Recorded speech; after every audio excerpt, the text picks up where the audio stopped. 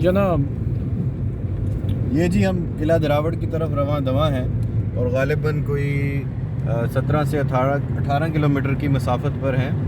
तो आप देख सकते हैं ये कुदरत के हसीन मनाजिर जो कि आपको कहीं और नहीं मिलेंगे, रोही में ही आपको मिलेंगे। रोही जो है अब तो काफ़ी हद तक आबाद हो चुकी है। आपके सामने देखें सरसों के खूबसूरत खेत का नज़ारा आप कैमरे की आपको आंख दिखा रही है। और अब आप बाएं जानिब भी देख सकते हैं, ये 15 किलोमीटर का बोर्ड भी लगा हुआ है यहाँ पर। तो इसके अलावा दूर दूर तक देखें कहीं कोई आबादी का नामो निशान नहीं है, सिर्फ एक लहलाते हुए खेत ही खेत हैं। और क्या खूबसूरत सूरज का नज़ारा है जो कि अपने इख्तिताम की तरफ गामज़न है। और आप रोड भी देख सकते हैं, बिल्कुल सिंगल रोड है। अच्छा यार, बात की तासुर ये है भैया कि रोही तो बिल्कुल पानी को नहीं तसी है, ये है वो है, लेकिन इतना तो इतनी शानदार फसल है गंदम की, मतलब जो नज़र आ रही है, जो कैमरा हमारा दिखा सकता है, आप भी बता रहे हैं। सर वो जो रोही की जिसकी आप बात कर रहे हैं वो दरअसल क्योंकि ये तो अब एक बिज़ी रोड हो चुका है, यहाँ पर आना जाना भी लगा रहता है। तो इसके अलावा जो बॉर्डर के करीब एरियाज़ हैं वहाँ से 50 किलोमीटर पीछे पाकिस्तान की जानिब या 100 किलोमीटर पीछे तक आप देख सकते हैं, वहाँ पे तो पानी की सहूलत उस तरह मैसर नहीं है। तो लोग अभी भी ये देखें, ये पानी जिस तरह अब आप देख सकते हैं ऐसे ही टोबे की शक्ल में पानी मौजूद होता है मुख्तलिफ़ जगहों पर, जिसे लोग अपने मकसद के लिए इस्तेमाल करते हैं, जानवरों को भी वहीं से पिलाते हैं और ख़ुद भी वहीं से ही पीते हैं। मैंने काफ़ी ऐसे देखे हैं वहाँ पर। तो वो जो इलाके हैं अब भी वैसे हैं। अगर हमारा जाने का वहाँ पे हुआ तो हम आपको ज़रूर दिखाएंगे। गिलानी साहब तुसा रोही दे उत्ते कोई रोशनी पैस रोही सी हुण तो आबाद थी हूँ आबाद तो क्या मुराद है? काफ़ी लोगों ने ट्यूबवैल ला के देने जिहड़े उन्हें नो बोर जे मीटर ला के देन उहदे नाल आबाद थी गई है। हाली भी अद्धी रोही जिहड़े गैर आबाद पई है। अच्छा, तो इत्थे लोगों को कोई अलाटमेंट थी ये कोई ऑक्शन थी ने क्या थी ने अलाटमेंट ही थी है। पुराने जिहड़े लोग हन जिहड़े काशकार लोग हन उन्होंने त्रीड़ियां पवायान। अच्छा, उन्होंने हिस्से जिहड़े ज़मीनां हैं उन्होंने आबाद कीते वो ही काफ़ी।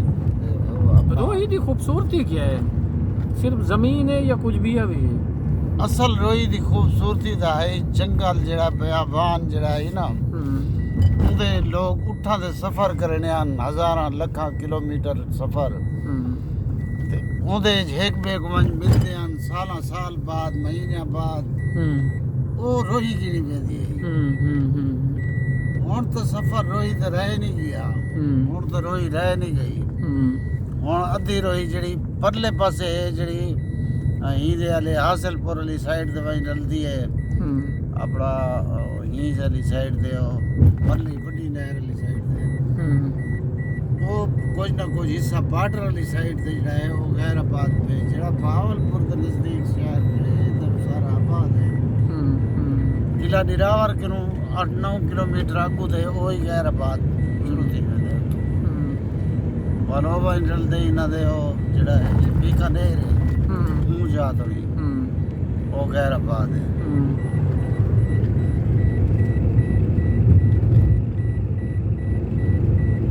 रोही का जो क्लासरा साहब रात का नज़ारा है ना वो कमाल का, आपको गैलेक्सी बिल्कुल क्लियर नज़र आती है। एक चादर ओढ़ी होती है तो वो बड़ा एक दिलचस्प नज़ारा देखने को मिल सकता है आपको अगर रात रोही में गुजारें आप।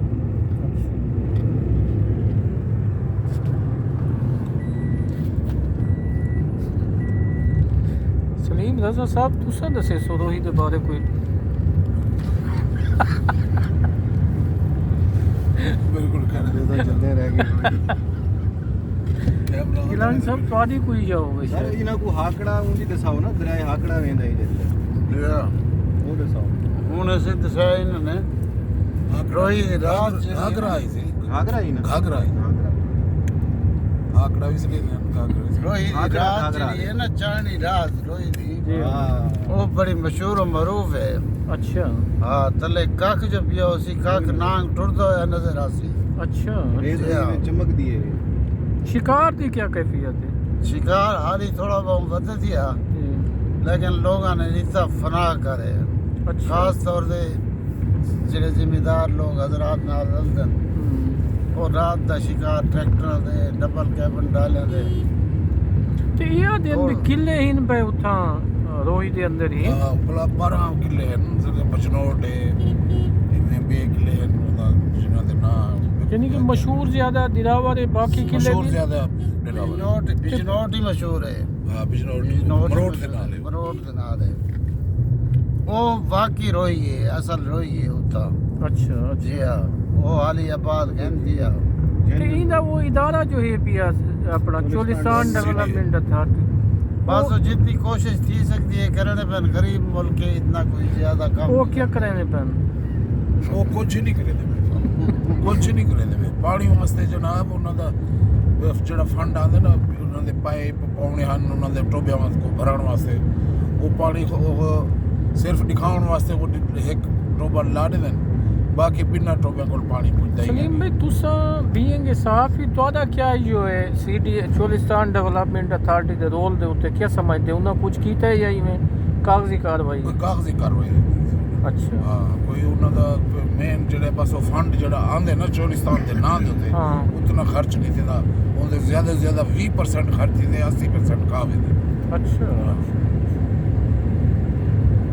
और जितना पैसा रोई दे दिए पाकिस्तान को वो थोड़ी सोच है अच्छा हाँ ये हम तो फसला देखते पे कितनी फसल है कितना थी पे इन्होंने सहूलत क्या नहीं अपने इन्होंने और पानी की कोई सहूलत क्या नहीं पानी नहीं पानी तो मुराद सुतले ਤਾਂ ਵਿਕ ਗਿਆ ਤੇ ਪਾਣੀ ਕਿੱਥੋਂ ਆਉਣਾ ਹੈ पानी जरा हिस्सा डूबण दे दूजे दरियावां चों वो तो डिवेट जनूबी पंजाब तुसा जनूबी पंजाब ही वे रियासती ही वे कौन ही वे क्या ਤੁਹਾਡਾ ਮਿਸ਼ਨ क्या है असर रियासती तुसा सराय के सूबे दे हामी ही वे खिलाफ ही वे असा है भावलपुर सूबे वाले अच्छा इतराए ਜ਼ਿਲ੍ਹਿਆਂ ਦਾ ਸੂਬਾ ਕਿਵੇਂ ਬਣੇ ਇਹ ਤਾਂ ਦੱਸੋ ਇਹਦੀ ਕੀ ਕਰੇ ਸੋ ਤੁਸੀਂ ਇਤਰਾਏ ਬਣਾ ਕੇ ये ਸੂਬਾ पहले बने हैं ऑलरेडी अच्छा जी हाँ इतना वजीर आला ही ਤੇ ਮੁਲਤਾਨੀ ਜੋ ਆਦੇ ਨੇ ਹੁਣ ਸਾਰੇ ਹਿੱਸਾ ਬਣ ਗਏ मुल्तानी तो साकू देखते शुरू थे गए वो तो उन्होंने हसद भुगता ही नहीं खुद मुल्तानी का अच्छा हाँ ਤੇ ਗਿਲਾਨੀ ਸਾਹਿਬ ਇਹ ਕੀ ਰੋਲ ਹੈ ਬਈ ਬਹਾਵਲਪੁਰ ਸੂਬਾ ਤੇ ਜਨੂਬੀ ਪੰਜਾਬ ਸੂਬਾ ਇਹ ਕੀ पता ਰਫਤ नहीं जी मेरा लइया दा शनाख्ती कार्ड है मैं जोड़ी भी जा फिश फार्म है सर फिश फार्म अच्छा जी हाँ रोही ਦੇ ਅੰਦਰ जी हाँ वो सोलर पैनल लगे पेंडे को पूरा अच्छा। सिस्टम है सोलर पैनल जी हाँ जी हाँ पिछू लगे बयान से मौम मेरे वही पंगा भी मुरब्बे पे डार पे पूरा इतने ने जड़े ये ना सियासतदान ये पॉलिटिशियन उन्होंने जनाब को लुट दी ਉਹਨਾਂ हम चलो चीमा बने ना चीमा ने तो ही में सब लोग के तक ये होल्ड होल्ड बिल्कुल ਕਹਿੰਦਾ ਹੋਲਡ तारे को सिर चीमा अच्छा हाँ वो थे हर बंदे को चौआ गिरना कर गिरना वो दे बंदे हैं उदे अच्छा ताकतवर